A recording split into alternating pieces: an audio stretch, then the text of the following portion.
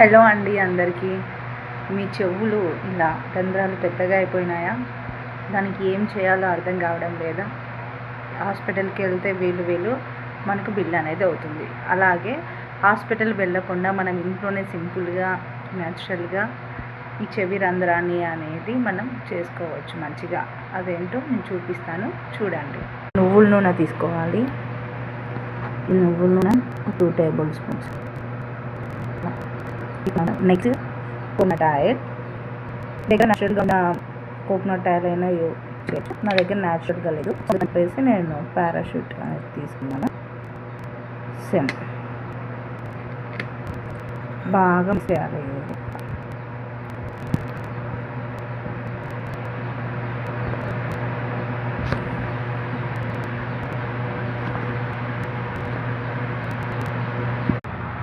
Mix చేసిన తర్వాత ఇలా మన చెవి రంధ్రానికి అనేది ఇలా పట్టించుకోవాలి. ఇది న్యాచురల్ టిప్. ఇలా 2 వీక్స్ గిన మనం అప్లై చేస్తే ఇలా సాఫ్ట్గా అనేది మనం అప్లై చేయాలి. ఇంటి దగ్గర ఉన్నప్పుడు మనం ఇంట్లోనే ఉంటాం కాబట్టి మనము కమ్మలు అనేది పెట్టుకోకుండా ఉంటే సరిపోతుంది. నైట్ టైమ్స్ పనుకున్నప్పుడు ఇలా 1 మినిట్ అప్లై చేస్తే గిన మనకి అనేది తగ్గిపోతుంది. ఇలా ఒక 2 వీక్స్ చేస్తే గిన మీ చెవి రంధ్రం పూర్తిగా నయమైపోతుంది. అలాగే ఇలా న్యాచురల్ టిప్స్ కావాలంటే మన ఛానల్ని సబ్స్క్రైబ్ చేసుకోండి.